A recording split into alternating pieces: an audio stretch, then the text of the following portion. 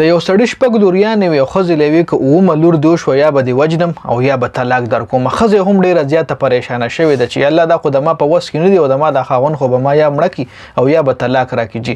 ډېره زیاته خفه شوې ده چې شپه شوې ده، خاوند دې وده شوی دی او خوب یې لیدلی دی جي.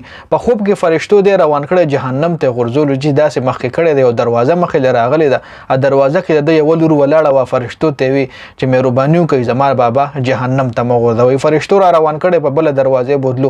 بل دروازه کې بل لور مخې له ورغلې ده. بل لور فرشتو ته وایي چې زما بابا جهنم ته مو غورځوئ جي. دا ویډیو لږه مکمل وګورئ. دا زموږ دپاره ډېره زیاته عبرتناکه ویډیو ده.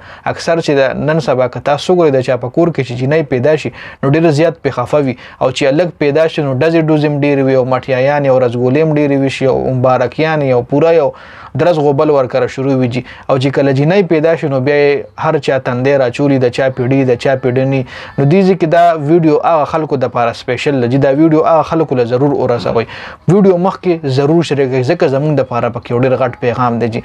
فرشتو چې بیا په درېیمه دروازه بوتلو نو په درېیمه دروازې درېیمه لور ولاړه وه. فرشتو ته یې وایي چې زما بابا جهنم ته مه غورځوئ جي. دغه رنګ څلورمه دروازه باندې څلورمه لور، په پنځمه دروازه پنځمه لور، په شپږمه دروازه شپږمه لور. خو چې اوومې دروازې له دی رسېدلی د اوومه دروازه باندې بل اوومه لور نه وه جي. او همدغه ټایم دی راپاڅېدلی هم دی چې څنګه راپاڅېدلی دی ښځې له ورغلی دی، ښځې نه معافي غوښتلې ده. ښځې له وی که اوومه لور دې وشوه اوومه لور دې وشوه نو زه به تاله ډېر غټ انعام درکوم. ښځې مړه کې حیرانه شوې ده چې دا څنګه چلې ده خو ما له وختي یو خبره کوله چې طلاقوم دې ولم دې او اوس راته وایي چې اوومه لور که دې پیدا شوه نو غټ انعام به درکوم. نو لور چې کوم دی دا د په کور باندې رحمت دی. د لور پسې راته یو بله کیسه را یاده شوه. یو دوه د کبابو دوکانو، یو د سړک دې غاړې له او یو د سړک بلې غاړې له جي. دې غاړې له چې کوم دوکانو په هغه باندې به ډېر زیات رش و، ډېر زیات خلک په هغه له راتلل کباب خوړلو دپاره، کباب وړلو دپاره. انتهایي رش په ده باندې و، خواتني باندې به ډېر زیات رش نو جي. نو یو کس هغه ورغلی و، هغه دغه رنګ دا ټول رش کتلی او څه موده پس هغه کس دوباره ورغلی چې دوباره یې کتلی دی نو ارش دې غاړې له نو ارش بل غاړه کې ډېر زیات و. نو ده یې تپوس کړی یار چې زه خو بل ځل راغلی وم تقریبا 4-5 میاشتې مخکې، په تا خو ډېر زیات رش او هغه طرف والا چې کم کبابي دی په هغه رش نو.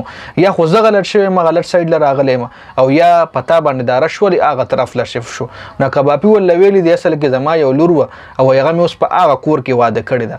د هغه سړي په زوی باندې زما هغه لور واده شوې ده. نو هغه ټول قسمت زما د لور هغه چې کوم اوس هغه طرف له شف شوی دی چې لور ما کره وه نو ټول ګک په ما راتلو. د هغې په قسمت څومره هر څو هغه به ما راتلل. اوس لور مې هلته واده شوې ده نو قسمت هم هلته تللی دی. نو ځکه لور له رحمت ویله کېږي. الله پاک چې چا له لور ورکوي نو هغه له قسمت هم ورکوي او چې چا له زوی ورکوي نو بیا یې هغه زوی له وایي چې لاړ شه د خپل پلار مټې جوړ شه جي. او نن سبا زموږ د معاشره وګورئ جي چې لور ولله الله پاک ورکړي نو دومره تندی به یې راچولي، مبارکي به هم نالي. داسې به چې مطلب په دې کور خوشحالي راغلې نه ده.